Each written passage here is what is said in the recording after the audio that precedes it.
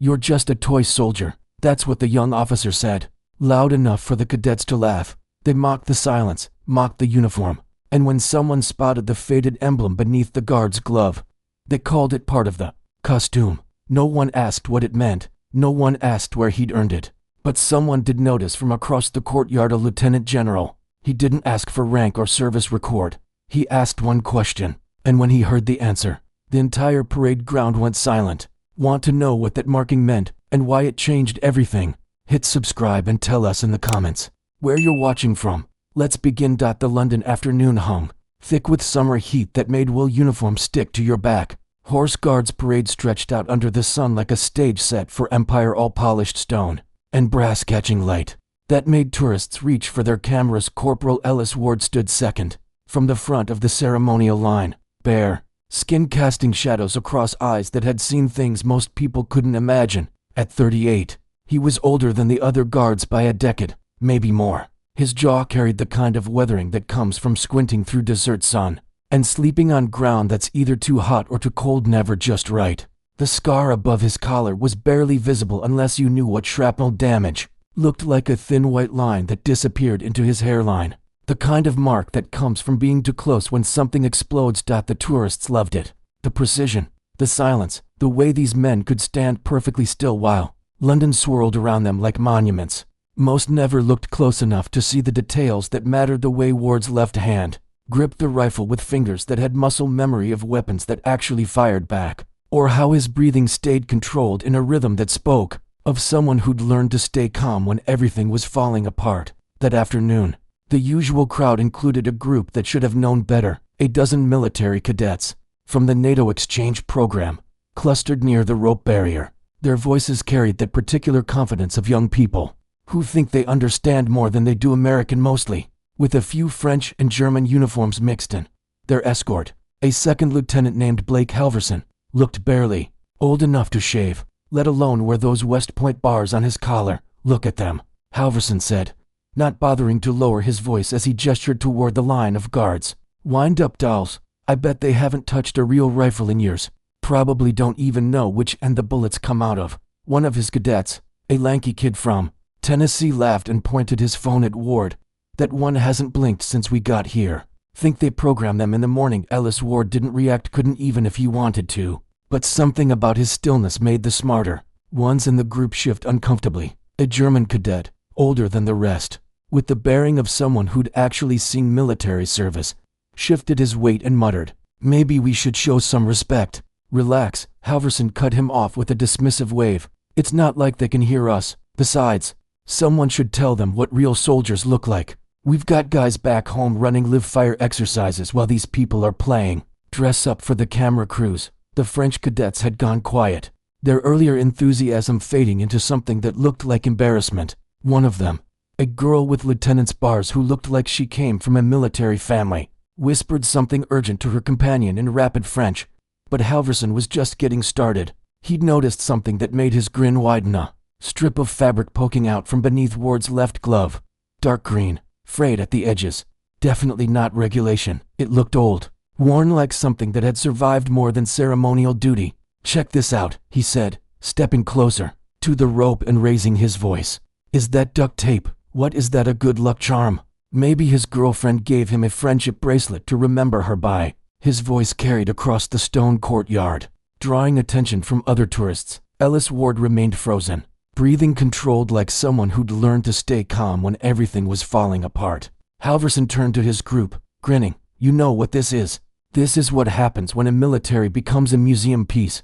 Real soldiers are out. They're running ops, doing actual military work. Meanwhile, these guys are standing here dressed like Napoleon's backup dancers."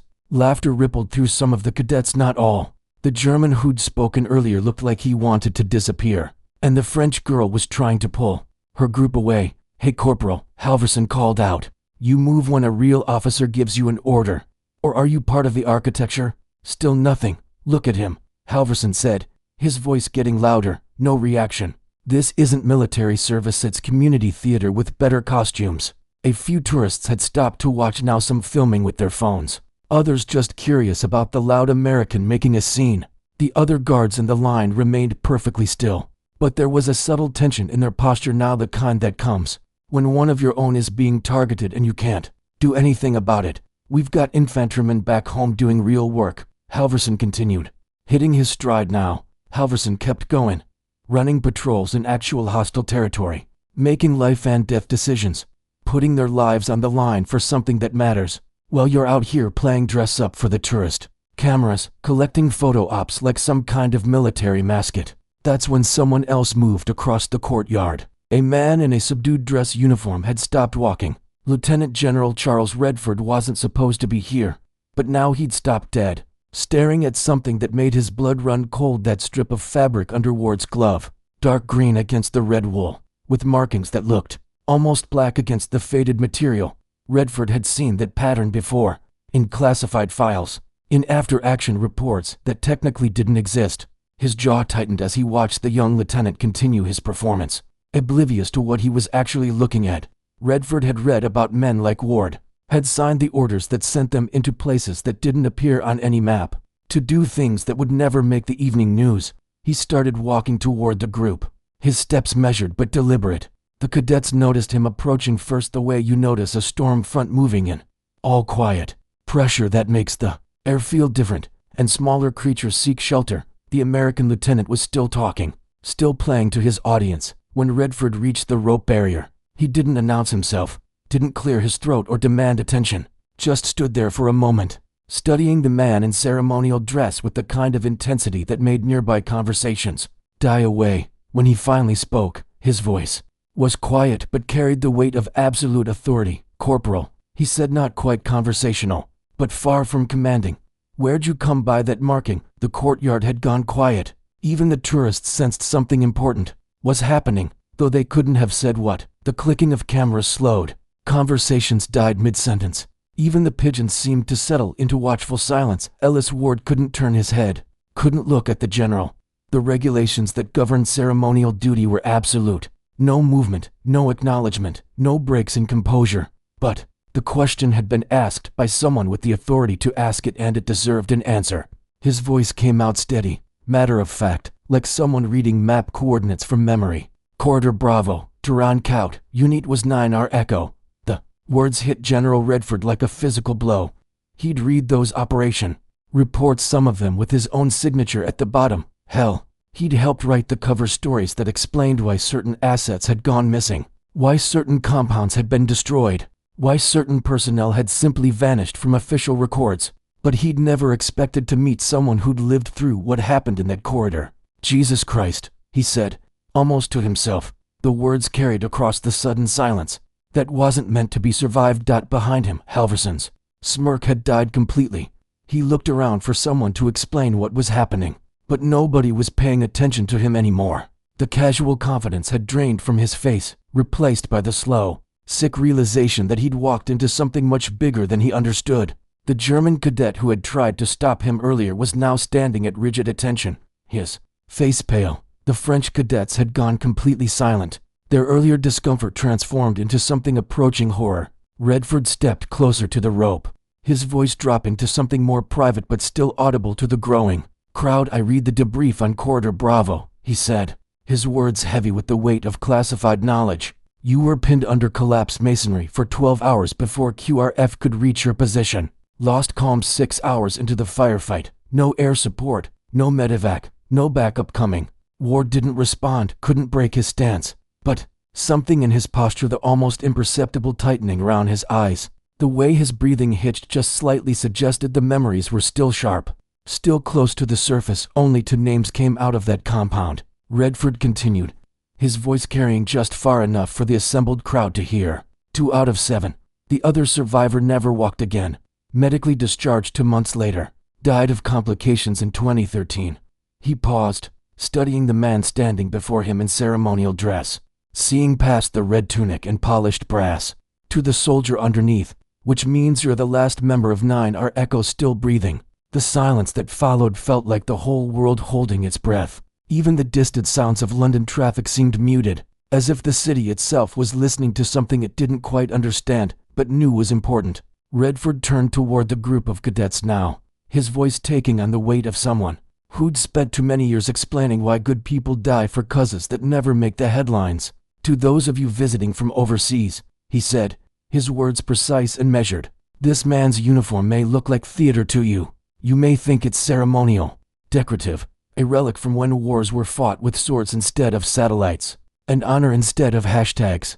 He gestured toward Ward's hidden emblem, the faded green fabric barely visible beneath his glove. But some uniforms carry stories that never get told. Some carry ghosts that never get buried. And that marking you've been joking about, it isn't decoration. It was issued in the back of a supply truck 6 hours before a mission that never made the news, never got a Wikipedia page, never became a movie or a book or a grateful nation's grateful acknowledgement. His eyes found Halverson, now not angry exactly, just disappointed in the way that cuts deeper than shouting ever could. Lieutenant, when you questioned this man's worth, you mocked a patch earned under blackout conditions in a compound that officially never existed. You mocked the last survivor of a unit that most of your country's generals never knew existed, doing work that most of your country's citizens pray they never have to know about. Halverson's mouth moved, but no sound came out. The confident swagger had evaporated completely, leaving behind a young officer who suddenly understood he'd stumbled into waters much deeper than he'd ever imagined. One of the younger cadets, an Air Force ROTC kid who couldn't have been more than 19, whispered, 9R Echo. I thought that was just rumors, stories people told. Another muttered, they were disbanded after the blast at Wait. Was that real? Redford's voice cut through the whispers like a blade through silence. Let me tell you what that patch means, he said, his words carrying the authority of someone who'd signed too many death certificates and written too many letters to parents who'd never see their children again, since apparently no one bothered to teach you that some things are more important than the stories you tell about them. The courtyard felt smaller suddenly, like the buildings themselves were leaning in to listen, like history was pressing close to make sure every word was heard and remembered. 9R Echo wasn't official, Redford began. They weren't supposed to exist. No social media posts, no homecoming parades, no medal ceremonies, just a designation, unclassified orders and flight manifests with redacted destinations. He paused, letting that sink in. They were dropped into Helmand Province in 2008 under Operation Marfold, buried so deep inside Joint Task Force operations that most commanding officers didn't know they existed. The silence was absolute. Now even the pigeons had stopped moving. Their job was route clearance. Redford continued, each word measured and deliberate, quiet entries into hostile territory, permanent solutions to problems that couldn't be solved with traditional forces, conventional tactics, or public accountability. They went in first. They cleaned up what needed cleaning, and they disappeared before anyone could ask uncomfortable questions about methods or collateral damage. He looked at Ward again, standing rigid in his ceremonial pose, and something like reverence crept into his tone. Corridor Bravo was a supply route through Taring Kout for kilometers of road that NATO convoys used to move supplies between forward operating bases. Intelligence said insurgents had mined it, prepped ambush positions every 200 meters, placed IED cells with overlapping fields of fire. A 200-vehicle convoy with medical supplies and winter gear was scheduled to use that route in 36 hours. Redford's voice carried the weight of someone who'd read too many casualty reports, signed too many death certificates, made too many phone calls to families who'd never be whole again. Ward's unit went in to clear it, 7 men against an estimated 40 insurgents in prepared positions. No air support available. Everything was committed to a major operation to provinces over. No backup, no extraction plan, no margin for error. A pause that felt like prayer. They never made it out. He gestured toward the man in the red tunic, still standing at perfect attention despite the weight of memory, heat, and the eyes of strangers. His team was compromised halfway through the sweep, when their local guide turned out to be working for the other side, lost the element of surprise, lost their advantage, lost any hope of completing the mission quietly. Air support was still tied down elsewhere. Communications were being jammed, and extraction was impossible. The German cadet who had tried to stop Halverson earlier now stood at rigid attention, his face pale with understanding. One of the French cadets had tears in her eyes. They fell back to a ruined compound that might have been a school once, or a clinic, or someone's home before the war. Made such distinctions meaningless. 5 men. They'd already lost 2 in the initial contact, against waves of insurgents who knew the terrain and had nothing to lose. Redford's voice grew quieter, more personal, as if he was sharing something that hurt to remember. They held that compound for 31 hours, 5 men, with limited ammunition, no food, no water, and no hope of rescue. When QRF finally broke through the enemy lines, only 2 bodies were still moving. One was unconscious, bleeding out from shrapnel wounds that should have killed him hours earlier. The other was dragging him toward what was left of an exterior wall. He looked directly at Ward, now seeing past the ceremonial uniform, to the man who'd lived through hell and chosen to keep living. That man, the one you've been calling a toy soldier, carried his team leader through broken concrete and sustained gunfire for 80 yards. Then went back for their radio equipment because someone needed to call in the coordinates for the airstrike that would level the compound. Then went back again for the wounded interpreter who'd been loyal when loyalty meant death. The silence was so complete that even breathing seemed loud. He went back 3 times into the collapsing building under enemy fire, with insurgents closing in from 3 sides. Went back because that's what you do. That's what soldiers do when soldier means something more than a paycheck and a uniform and a story to tell at parties. Redford turned back to the cadets, his voice carrying the weight of every funeral he'd attended, every flag he'd folded, every widow he'd consoled. After the dust settled, and the bodies were counted, and the reports were written in language that made horror sound like policy, 9R Echo was dissolved quietly, officially. The kind of dissolution that happens in offices where the windows don't open and the conversations never get recorded. He paused, studying the young faces before him. The survivors were split up and reassigned. Different units, different bases, different continents. One was medically discharged within 6 months when it became clear his body would never recover from what had been done to it. The other, Redford looked at Ward's perfectly pressed uniform, his ceremonial rifle, his absolute stillness, and the face of heat and scrutiny, and the weight of unwanted attention. The other requested assignment to ceremonial duties, not because he wanted recognition, or easy duty, or a safe posting where nobody shoots at you, but because he understood that guarding this place, this tradition, this symbol, this idea of what we're supposed to stand for meant something to the men who never made it home. The silence that followed was different from ceremonial silence. This was the kind that holds weight, that carries the presence of the dead, that makes you understand why some people choose to stand still rather than move forward. One of the French cadets raised her hand slightly, like a student asking permission to speak in a classroom where the lesson had become too important. For interruption, sir, she said quietly, her accent making the words more formal, more careful. Why would someone who's done all that choose to stand here in silence when he could tell his story, could be recognized for what he did? Redford's expression softened slightly, the way it does when someone asks the right question, even if they don't understand why it's right. Because, Mademoiselle, in silence, no one gets to edit the story, no one reduces what happened to a soundbite or a headline or a hashtag that trends for 3 days and gets forgotten. No one claps for cameras or gives speeches about sacrifice they've never made. The men we lose. Sometimes, silence is the only way to carry them properly, to honor them, without cheapening what they gave. He looked down at that strip of faded fabric, still barely visible beneath Ward's glove, and his voice grew even quieter. And some patches were never meant to be seen, only remembered, only carried, only honored, in the kind of silence that speaks louder than any medal ceremony or parade, or grateful nation's grateful acknowledgement. An American cadet, one who'd been laughing and filming earlier, cleared his throat. His phone hung forgotten at his side. I think we owe him a salute, sir. Redford didn't answer immediately. Instead, he stepped as close to the rope as protocol allowed, came to attention with the precision of someone who'd been doing it for 40 years, and brought his hand up in a formal salute, slow, deliberate, held longer than any regulation required. It wasn't part of any ceremony. It wasn't authorized by any manual. It wasn't the kind of thing that happened in tourist areas where cameras recorded everything, and nothing stayed private. But Redford held it anyway, eyes locked on the man who had once held a crumbling compound by himself, and now stood guard over something larger than tradition, more important than spectacle. When he finally lowered his hand, his voice was quiet but clear enough to carry across the stone courtyard and into the silence that had settled over everything like a benediction. If Corporal Ward chooses to stand here in silence, he's earned that right 100 times over. And if anyone else has a problem with how he serves, they can come explain it to me personally.